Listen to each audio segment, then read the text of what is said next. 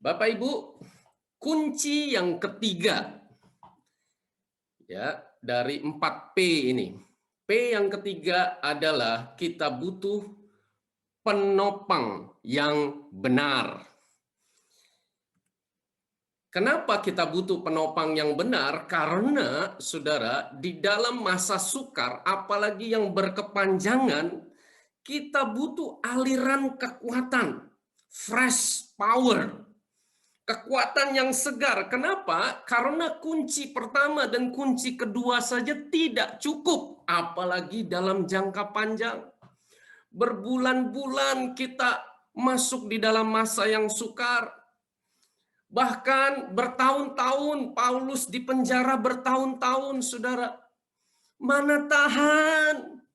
Memang kalau kita punya perspektif yang benar, kita memandang dari cara pandang Tuhan, kita beroleh kekuatan untuk bersukacita. Memang kalau kita punya prioritas yang benar, kita beroleh kasih karunia untuk kita bersukacita. Tetapi kalau ini berkepanjangan, saudara, kita butuh kunci yang ketiga, saudara. Ini dijelaskan oleh Paulus di ayat 19 dan ayat 20. Sebelumnya ayat 18, Paulus katakan yang bagian akhir, dan aku akan tetap bersukacita karena aku tahu bahwa kesudahan semuanya ini ialah keselamatanku. Perhatikan saudara, ada dua sumber kekuatan dari Paulus. Yang pertama oleh doamu. Dan yang kedua, dan pertolongan Roh Yesus Kristus. Jadi Bapak Ibu Saudara, di dalam masa yang sukar, inilah dua sumber kekuatan yang menopang kita, Saudara. Yang pertama adalah doa di dalam komunitas sepakat. Ya, Saudara, bukan hanya komunitas sepakat di dalam konteks dengan teman-teman kompak saja. Saudara, kompak yang pertama dan yang utama adalah bagi yang sudah berkeluarga dengan pasangan hidup. Bagi yang belum berkeluarga, saudara, Tuhan tempatkan orang-orang yang hidup serumah dengan kita. Keluarga kita yang setiap hari kita ketemu, saudara. Kompak yang paling otentik. Kompak yang paling dasar. Kompak yang paling utama adalah dengan anggota-anggota keluarga kita sendiri, saudara. Yang sehari 24 jam kita hidup bersama. Nggak bisa bohong, saudara. Kita saling mengenal, kita semua terbuka, dan tidak ada yang bisa disembunyikan. Itulah sebabnya, saudara, doa dalam kompak ini bukan hanya dalam konteks dengan teman-teman kompak, tapi juga dengan teman kompak yang di rumah, saudara, dengan suami atau istri. Kita saling mendoakan, kita saling membangun, untuk kita saling menumpangkan tangan, saudara.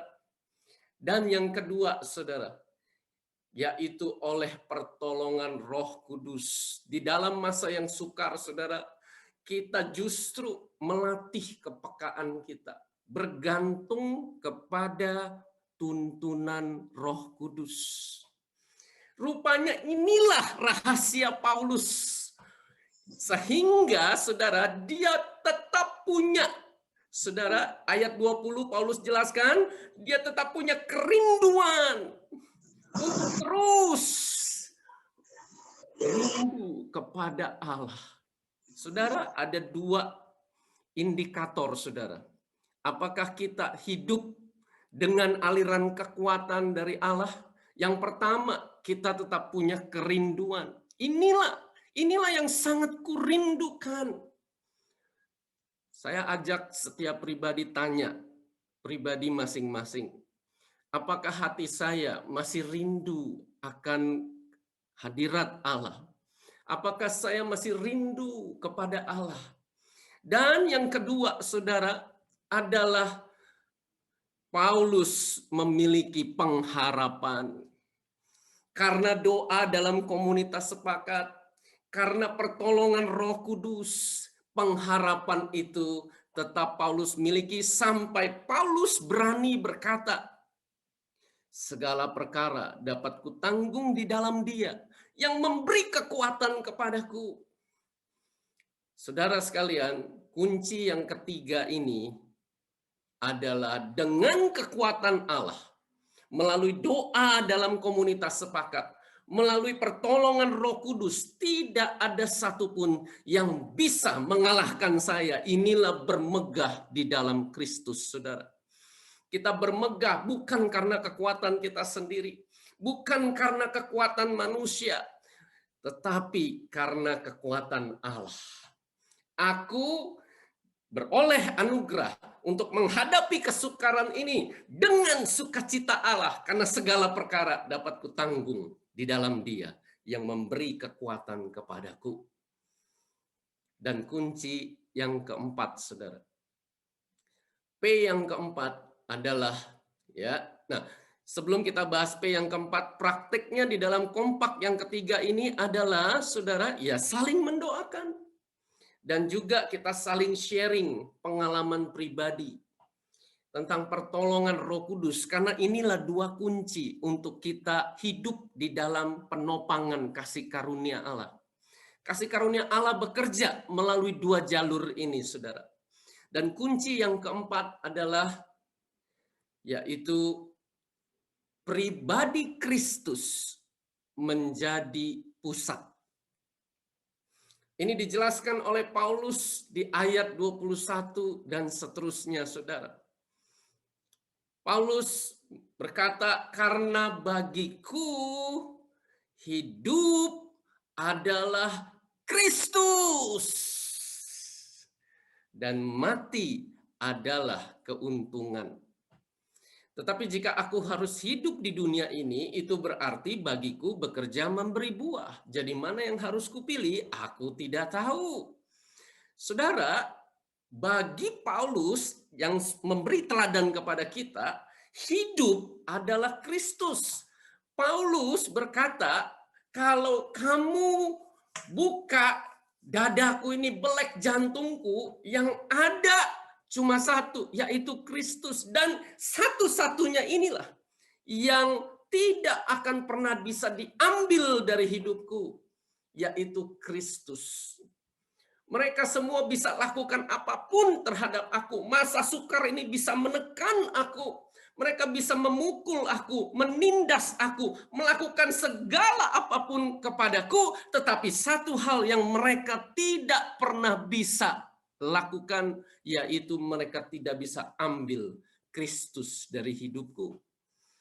Nah, saudara sekalian, boleh saya ajak setiap kita tanya diri sendiri. Kalau Paulus berkata, bagiku hidup adalah Kristus. Mari kita tanya diri sendiri, bagiku hidup adalah, saudara bisa isi di tempat kosong itu, saudara. Bagi saya hidup adalah, apakah bagi saya selama ini hidup adalah uang atau harta? Dari mana kita tahu, Pak? Bagiku hidup adalah uang atau harta. Oh, saudara, tanya diri sendiri, apakah selama ini hidup saya dirundung oleh kekhawatiran, oleh ketamakan, oleh perbudakan akan harta? Nah, saudara, itulah indikator penting untuk kita tahu bagiku hidup adalah apa. Ya, apakah bagiku hidup adalah posisi atau tahta? Apakah bagiku hidup adalah nafsu atau sekedar cinta semata? Bapak, Ibu, saudara sekalian, Paulus benar-benar tetap dan bisa dan terus bersukacita karena Paulus memandang hanya kepada Kristus, saudara. Sampai, saudara, ya, aku hidup atau mati, enggak ada masalah. Kalau aku mati, aku juga untung langsung berjumpa dengan Kristus. Tapi kalau aku tetap hidup, hidupku tuh Kristus. Dan saudara tahu hidup tuh Kristus tuh apa? Di ayat 22, Paulus jelasin, kalau aku harus hidup yang adalah Kristus, itu berarti bagiku bekerja memberi buah. Kenapa demikian, saudara? Karena Kristus datang untuk melayani, bukan untuk dilayani. Jadi kalau bagiku hidup adalah Kristus, aku izinkan Kristus bekerja melalui hidupku, melayani, memberkati. Inilah kunci sukacita dan inilah rahasia sukacita yang sejati. Joy. Apa itu joy, saudara? Jesus first. Hidup bagiku adalah Kristus. Dan karena Yesus Kristus itu hidup di dalam aku, maka others second. Itu adalah satu alamiah, aliran yang natural, saudara. Kalau Kristus hidup di dalam aku, Kristus yang datang untuk melayani, bukan untuk dilayani, itu akan bekerja untuk melayani orang lain, memberkati orang lain, dan kita sendiri hilang, saudara. Karena kita yang terakhir. Diri kita itu larut di dalam mengasihi Kristus dan melayani orang lain. Dan justru saat kita mempraktekkan demikian, kita menemukan diri kita yang sesungguhnya. Dan kita mengalami sukacita yang sejati, saudara. Ketika pribadi Kristus menjadi pusat. Gimana cara prakteknya di dalam kompak, saudara? Kita berdoa syafaat. Berdoa syafaat bukan cuma ya, doa syafaat itu artinya bukan berdoa bagi diri sendiri atau bagi kita sendiri, tapi berdoa bagi yang di luar kita, bagi bangsa dan negara, bagi orang lain, bagi orang-orang di sekitar kita, dan kita melayani. Karena Kristus ada di dalam hidupku, kita memberkati orang lain, termasuk sahabat-sahabat baru, termasuk orang-orang damai yang Tuhan kirim kepada kita, dan juga orang-orang yang ada di komunitas kita. Itulah kunci sukacita yang sejati. Bapak, Ibu, Saudara sekalian, biar firman Tuhan yang mengubah hati dan pikiran kita, dan anugerah Tuhan yang mengalir untuk kita bukan cuma mendengar firman Tuhan, tapi kita beroleh kasih karunia untuk melakukannya. Amin.